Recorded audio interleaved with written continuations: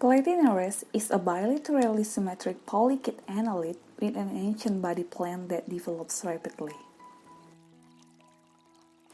A single female Platynereis spawns thousands of 160 micrometer eggs that are all fertilized at the same time. Then, the thousands of embryos from a single mating develop synchronously through embryonic and larval stages. By 24 hours, the embryo develops into a free-swimming larval form, and after just 96 hours, Platynereis is a three-segmented juvenile worm that stays on the bottom of the dish. The worm keeps adding segments at its tail end throughout its life, growing longer and longer.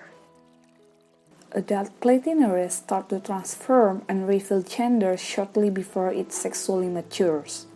Worms becoming males turn red and generate sperm, while females turn yellow and eggs are produced and stored in their body cavity.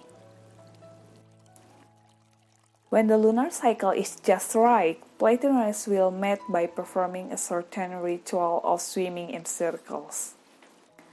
The female swims in small circles while the male swims around it in larger circles.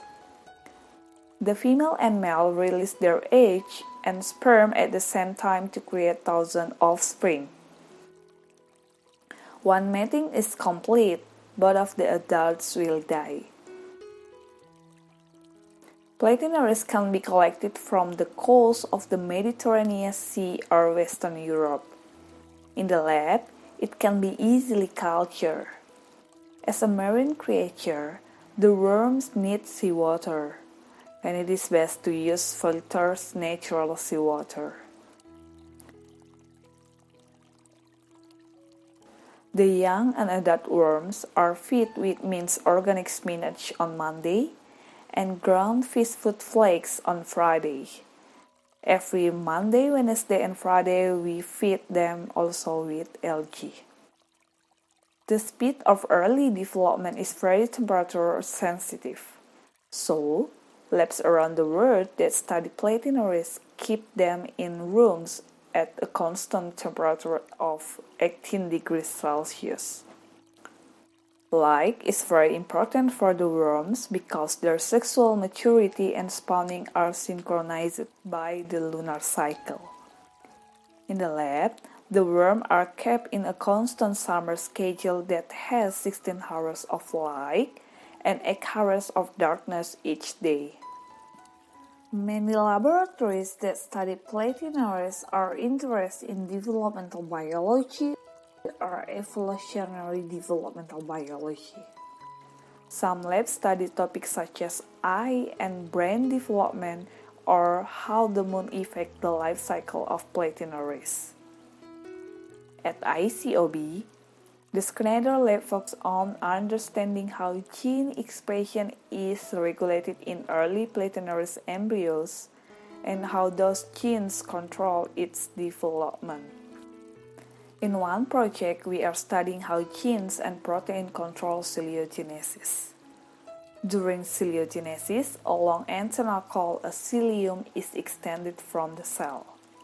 During structure may serve a few different functions depending on the type of cells. For example, it could be used to move the cell such as with sperm, or it can be used to sense the environment or receive signals from other cells.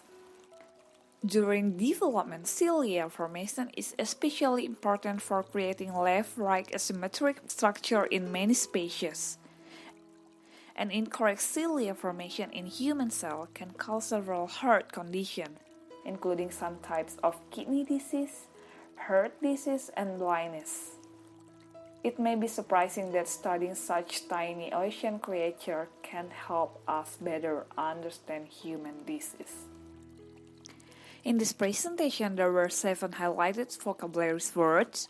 The first one, polychaete annelid, embryo, life cycle, evolutionary developmental biology, ciliognesis, cilium or cilia, and the last one, gene. I hope you enjoy. Thanks!